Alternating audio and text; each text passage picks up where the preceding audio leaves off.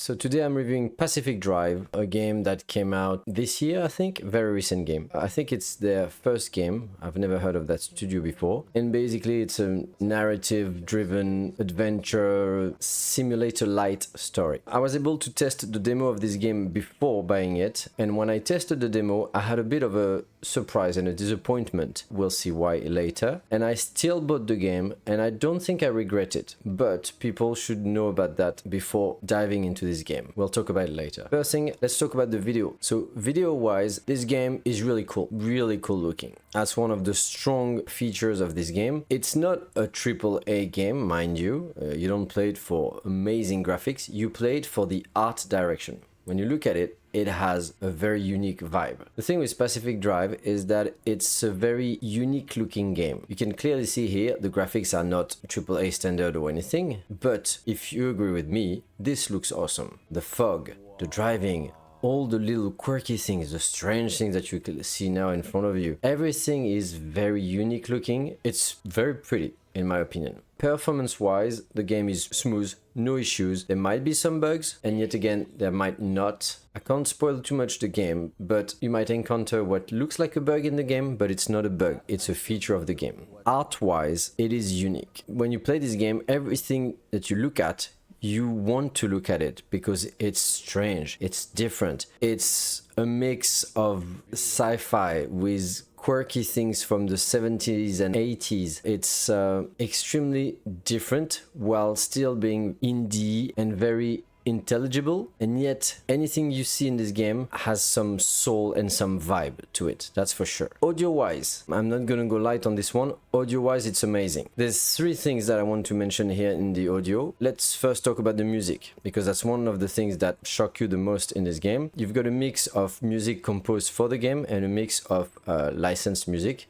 some authors and composers and musicians that they found on the web and such. The soundtrack is amazing. The soundtrack of Pacific Drive is great. You can put on the radio in your car or in your garage. All the tracks are really cool. It's a mix of lots of genre. It doesn't go too far into the genres. You won't find any hip-hop or metal or such, but it's more like music that you would hear on the radio while driving in the countryside of America or whatever weird dystopian place. It fits amazingly the mood of the game. I added some songs of this soundtrack to my playlist just because it was so good. There's some great electronic music, there's some great pop tracks, there's some great singer-songwriter stuff. It's really good. I really invite anybody to check out the soundtrack of this game. The second thing I need to talk about is the sound atmosphere. Sound effects in this game are awesome. The stereo, everything is, you keep looking around you. It's pretty high level, I think, for an indie game. When you're in the forest, when you're in a village at night, everything sounds awesome. Audio-wise, for the sound effects and the atmosphere, thumbs up. And finally, one of the biggest thumbs up I could give also in terms of audio will be the voiceover.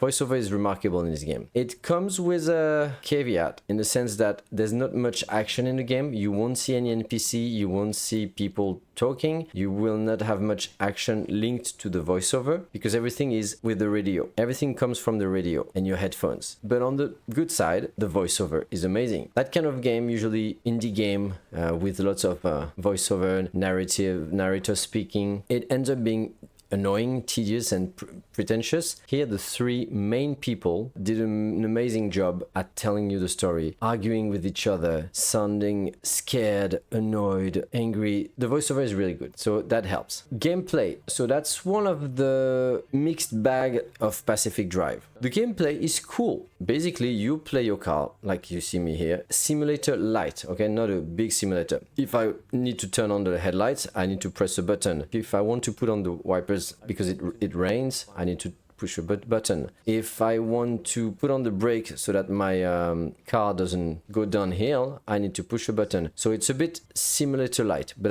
that's about it mostly. There's no such feature as opening the window, you know, it doesn't go that far. You drive your car in this devastated scenery, dystopian land.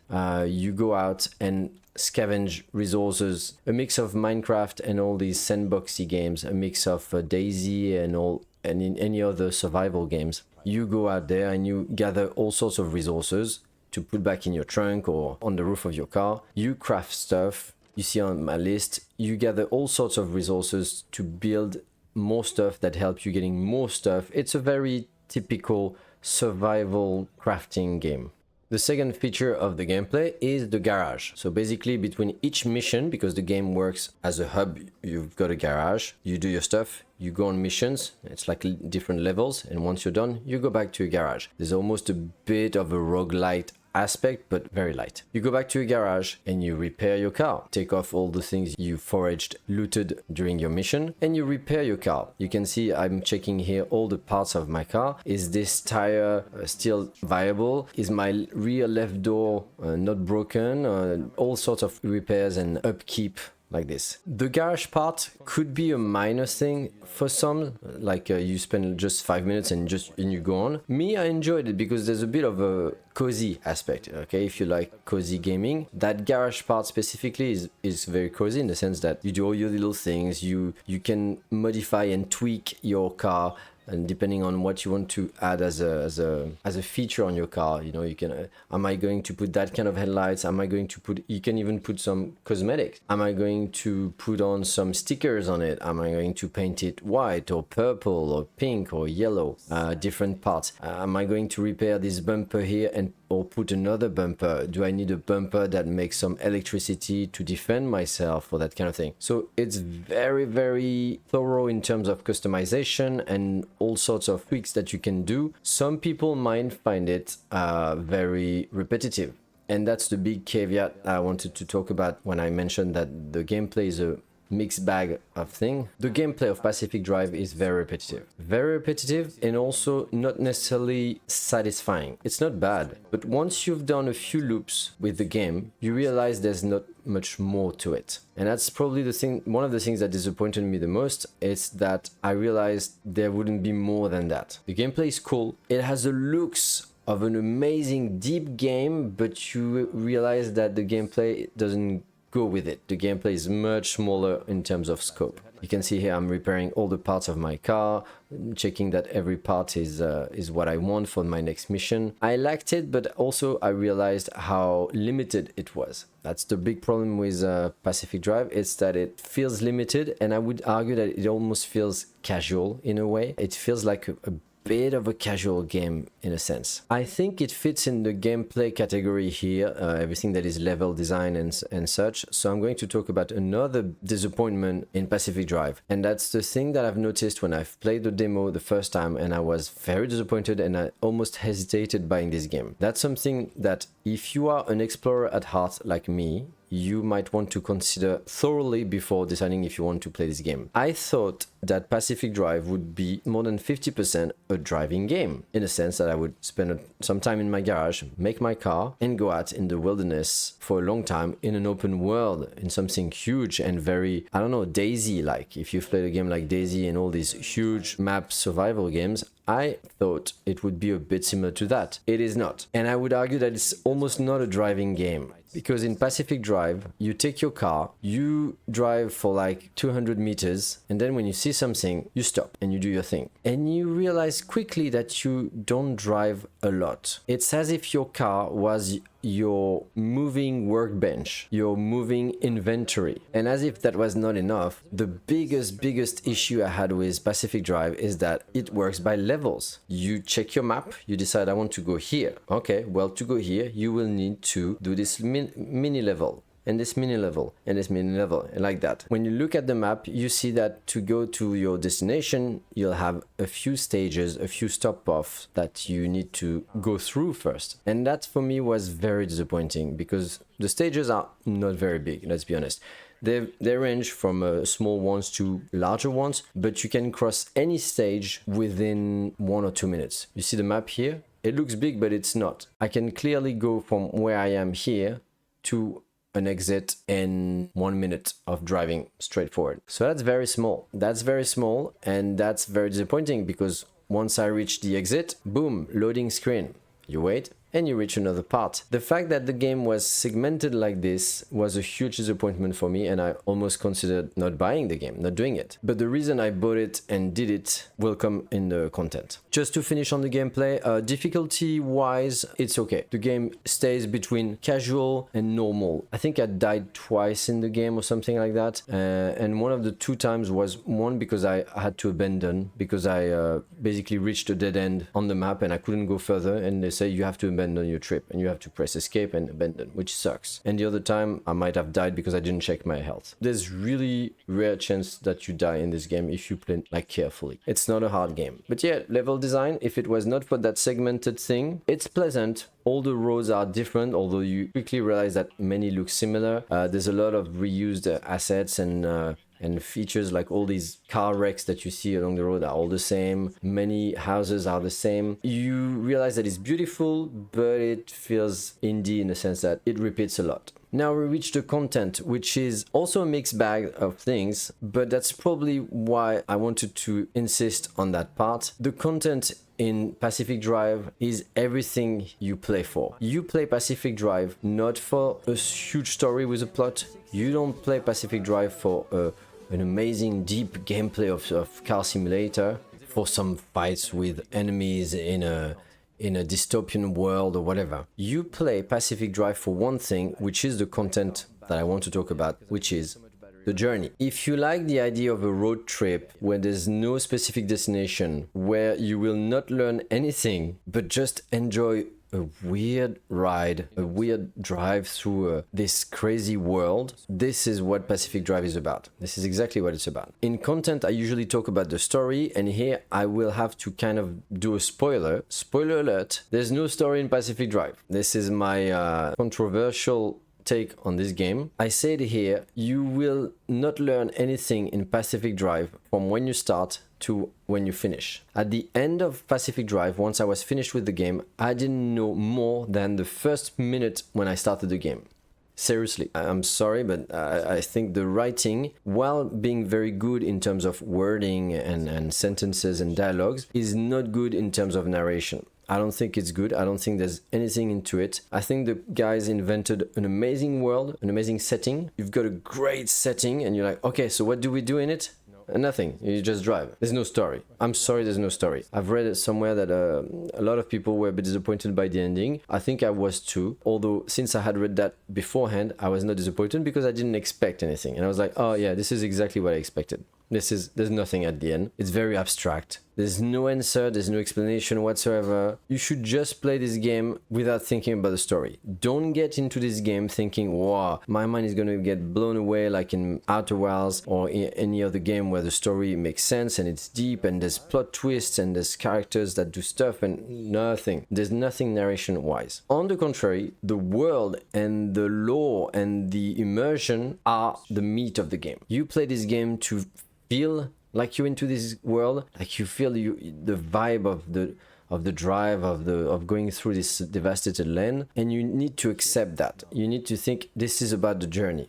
The whole thing is about the journey. You only play this game for that, for the journey, this weird world looking at all these anomalies, these things that seem out of place. You don't understand anything, but one thing you know is that you need to keep going. You need to keep repairing your car, putting some fuel, using your blowtorch and making sure that all the damage is repaired, and keep driving. Content-wise, it's great, but it comes with the condition that you need to accept what it's for and not have expectation. And finally, in other, length-wise, I think the game is pretty short.